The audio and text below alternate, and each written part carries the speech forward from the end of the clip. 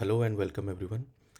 Today we will be discussing the six trials which were presented recently in the ESICM Lives Milan 2023. The first trial is convalescent plasma for COVID-19 induced ARDS in mechanically ventilated patients. This study was conducted in Belgium. It was an open label trial which was done in COVID-19 induced ARDS patients who were on ventilator for less than 5 days.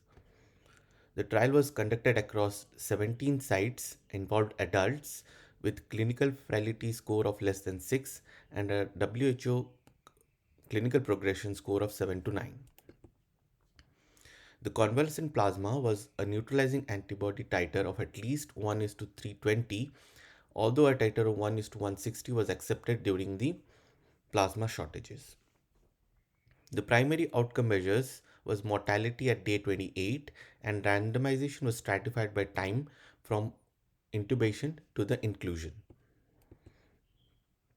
The major findings are the trial included 475 patients who were randomized to receive convalescent or standard care.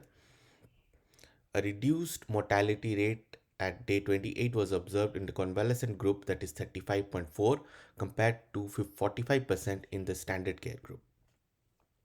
The mortality benefit was primarily noted in patients randomized within 48 hours of starting mechanical ventilation.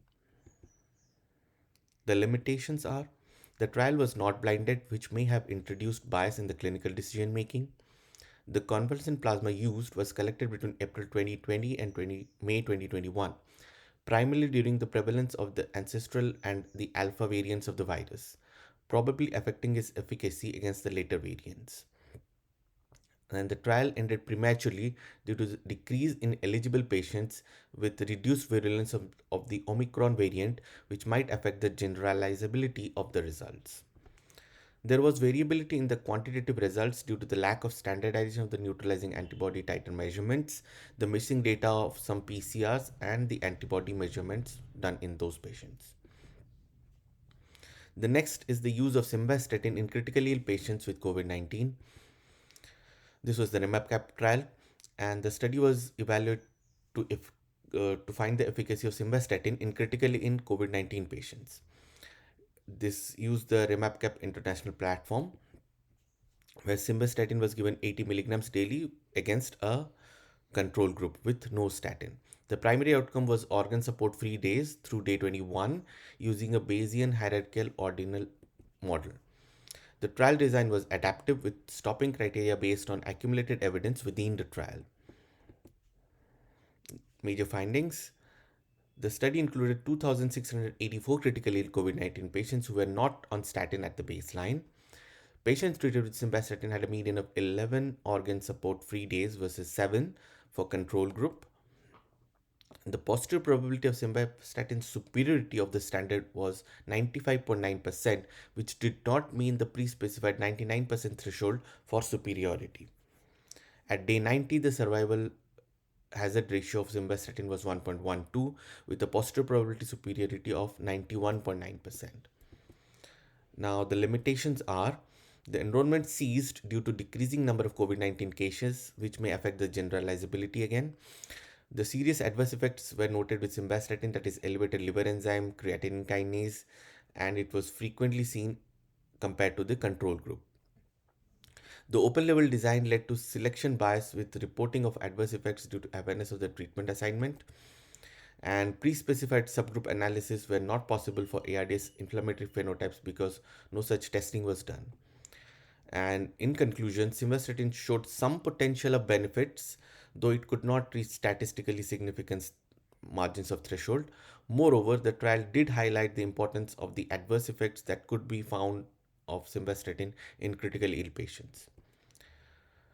The next is the trial which looked at the role of inhaled amikacin in preventing VAP. Now, this study was a multi-center double-blind randomized trial which evaluated the inhaled amikacin to see how it prevented VAP in critically patients undergoing invasive mechanical ventilation for at least 72 hours. The trial involved 850 patients, 847 were included who received either inhaled amikacin or placebo, which was normal saline. The primary outcome was incidence of VAP within 28 days of the follow-up. Amikacin was administered once daily nebulization at a dose of 20 milligrams per kg of ideal body weight for 3 days. The trial was conducted in compliance with the international guidelines and included detailed criteria for VAP diagnosis and management. The statistical analysis took into account the competing risks of death and extubation and were performed according to the intention to treat principle. The major findings are VAP reduced uh, developed in 15% of the patients in amikacin group, while it was 22% in the placebo group. The amikacin group had a restricted mean survival time of VAP occurrence at 1.5 days longer than the placebo group. The infection related VAP complications were lower in the amikacin group, that is 18% versus 26%. Now, the limitations. The trial was not powered to assess the patient centric outcomes like death or ICU length of stay. The use of inhaled normal saline as a placebo and the timing of the intervention, that is the 3 days, could be point of contention. Next is the potential long-term drawbacks include an increased antibiotic resistance selection pressure due to the preventive antibiotic therapy which is being given over here. So, in conclusion, the 3-day course of inhaled amikacin was effective in reducing the incidence of VAP. However, it is a very important thing to note that using antibiotic for prevention is something which need to be analyzed based on how it is impacting our antibiotic resistance and our patient centric outcomes. If those outcomes are not or adversely getting affected, then using this would be a very dangerous strategy in our ICUs. So we should wait for further studies which evaluate these parameters, especially the patient-centric outcomes and the antibiotic resistance, before we can use it in our practice. The next is the vitamin C for patient hospitalized with COVID-19. It was a two harmonized RCT which combined the critical care trial group and the REMAP-CAP investigator uh, studies. Now, the study evaluated the efficacy of vitamin C through two harmonized RCTs receiving organ support in ICU across 4 continents. The patients were randomized to receive vitamin C or a control, uh, that is either placebo or no vitamin C every 6 RD for 96 hours. Two trials, that is the COVID and the REMAP-CAP, prospectively adopted the same intervention outcomes, statistical analysis plan, but differed in their control group, that is the placebo versus no vitamin C. The trial used a Bayesian cumulative logistic model for primary analysis. Now, the major findings are enrollment stopped due to harm and futility triggers. In critically ill patients, the median organ support free days were fewer in vitamin C group than in the control group, with lower efficacy probabilities. In non-critically ill patients, vitamin C did not significantly improve the organ support free days or the hospital survival probabilities compared to the control. Survival to the hospital discharge was slightly lower in the vitamin C group among critically ill patients. The limitations being data was pooled from two trials with different control conditions, which could introduce amount of variability. The study was terminated early, which may affect the interpretation of long-term outcomes. Serious adverse effect occurred in vitamin C in patients who had G6PD deficiencies. These things should be kept in mind when we are administering vitamin C to our patients. The next study is the one which looked at the effect of beta blocker on sepsis or the septic shock. And going into the details, it is called the Stress L randomized control trial, which looked at the role of landiolol and its effect on reducing organ failure in septic shock patients with tachycardia treated with high dose noradrenaline. The trial was open label, multi centered RCT with 126 adults across 40 UK NHS ICUs. The participants had tachycardia and were in established septic shock, which was treated with continuous norepinephrine for at least 24 hours. The trial period spanned from April 2018 to December 2021 and was terminated early due to potential harmful signals and improbability of benefit demonstration. The patients were randomized into the two groups. One was a standard care, the other one received landiolol infusions. The study concluded that landiolol administered to maintain a heart rate of 95 per minute did not significantly reduce the organ failure, which was measured in terms of SOFA. The study also found no significant difference in mortality at day 28 and day 90 post randomization between the two groups. And the limitations being early termination. So we terminated prematurely. We don't know what could the full potential effect of the intervention would be. The enrollment size was 126 while they planned 340. So very less patients were recruited and our power was obviously reduced and the conclusivity of the trial. It was an open label trial, so it could introduce the bias in both the participants and the researchers. Single intervention focus, the focus on patients with tachycardia only, which may not generalize all septic shock patient populations. The study findings suggest that septic shock patients with tachycardia landiolol does not significantly impact the organ failure and may potentially cause harm, advising against its use in the conditions, that is patients with septic shock having tachycardia.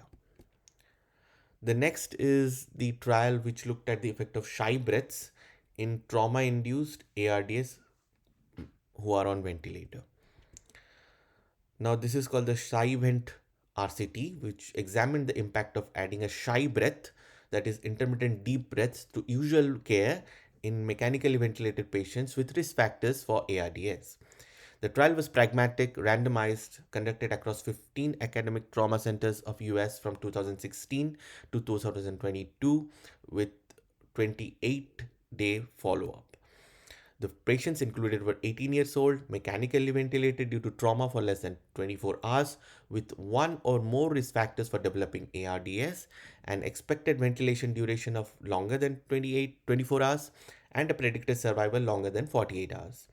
The intervention involved delivering shy breaths designed to produce plateau pressure of 35 or 40 for heavier patients once every 6 minutes in addition to the usual care. The trial found the addition of Cybret did not significantly increase the number of ventilator-free days. However, the study observed an association between Cybrets and decreased 28-day mortality, although these findings were not adjusted for multiple testing, thus they should be interpreted with caution. The limitations being the statistical power the study resulted was limited by the fact that the Cybret's effect size on ventilator-free days was small and was not statistically significant. The unadjusted secondary outcome, the mortality benefits that we see have not been adjusted, so there is a possibility of false positive over here. Pragmatic design, which means that the usual care was varied and potentially introducing variability in the control conditions. They screened 5,753 patients while they only included 524, which suggests a selection bias and the presence of an extremely strict inclusion criteria and the lack of generalizability, because if 5,000 such patients are coming, I probably can do this intervention in only 500. Now, the follow up duration was 28 days, which may not capture long term outcomes. And lastly, the study concludes that it did not increase the ventilator free days in trauma patients with ARDS, that is the Cybret. However, the intervention appears safe and did improve mortality rates, which warrants further investigations. Thank you for your patience.